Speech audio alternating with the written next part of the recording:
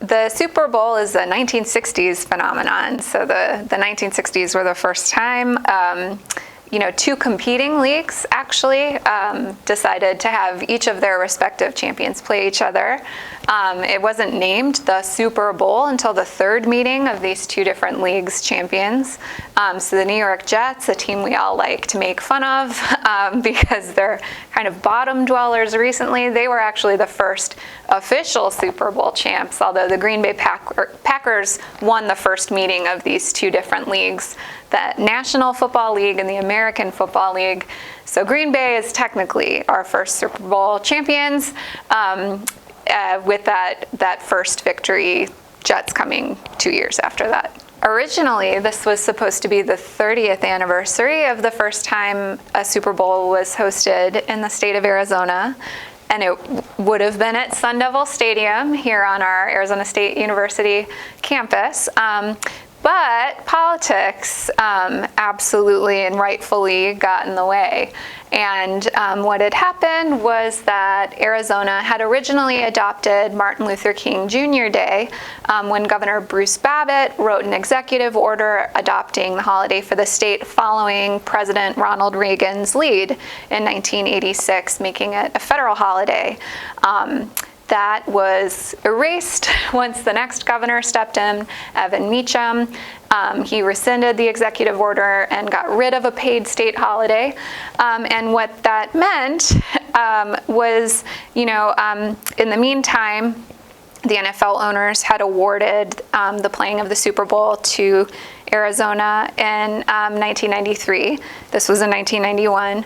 And because of corporate pressure and public pressure, the owners said, yeah, you're right, we need to move this out of the state. So it was that grassroots pressure and corporate pressure that convinced the owners to move the game to the LA Coliseum. And so we lost that first Super Bowl, but we won in the grand scheme of things in Arizona because the loss of that Super Bowl got us Martin Luther King Jr. Day. It's what we talk about in classes, a convergence of interest, right? People who might not have been in support of that holiday really wanted the Super Bowl. And so if they really want the Super Bowl in Arizona, they're going to vote yes.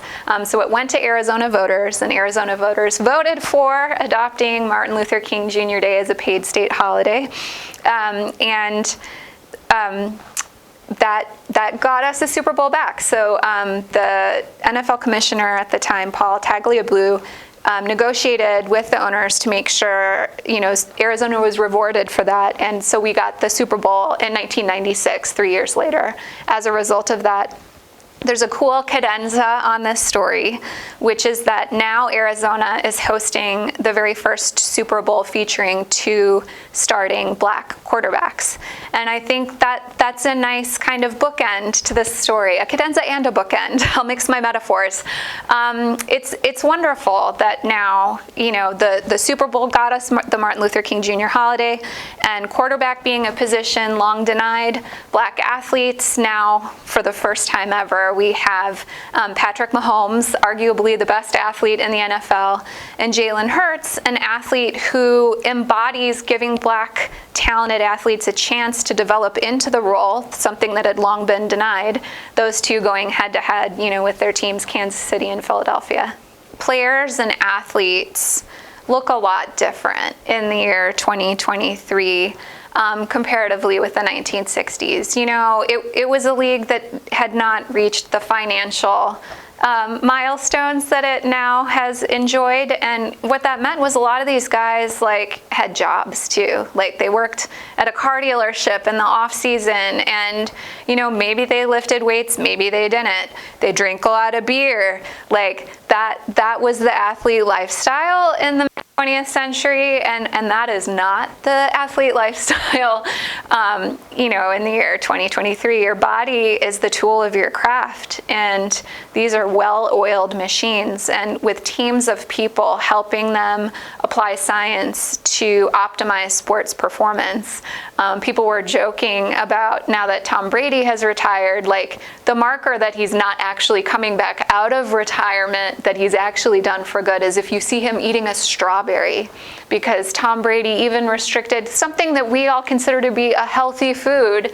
Tom Brady didn't eat foods with that sugar content, and his pursuit of athletic optimized performance and perfection. So there's major differences in the way athletes approach the game, across the last 50 plus years, for sure.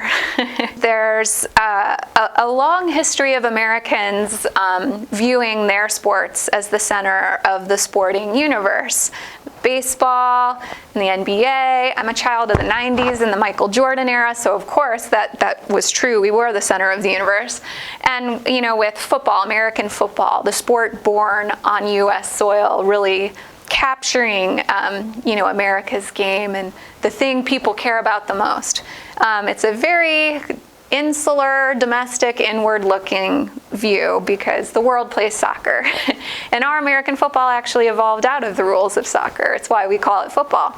But, the timeliness of us coming off a men's World Cup just 2 months ago, and now Arizona hosting the Super Bowl, is a nice point of comparison and when we look at viewership.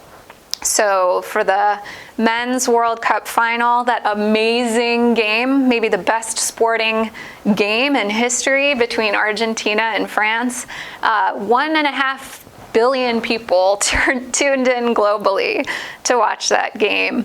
And you got to drop a couple zeros when you talk about global Super Bowl viewership. It's coming in, just over 100 million. So pretty disparate counts. But that said, for Americans, this is the game. It's a marking of the seasons. It's coming in early February, and it's a great community growth opportunity, a good moment for families to come together. And the Valley really embraces when we get the Super Bowl. You see all of the cities in the Valley playing their roles and getting to own their parts of the Super Bowl celebration this upcoming weekend. One last thing, be safe in the Valley Super Bowl weekend. We also have the Waste Management Phoenix Open going on simultaneously, and people around the world come to the Phoenix Open because they know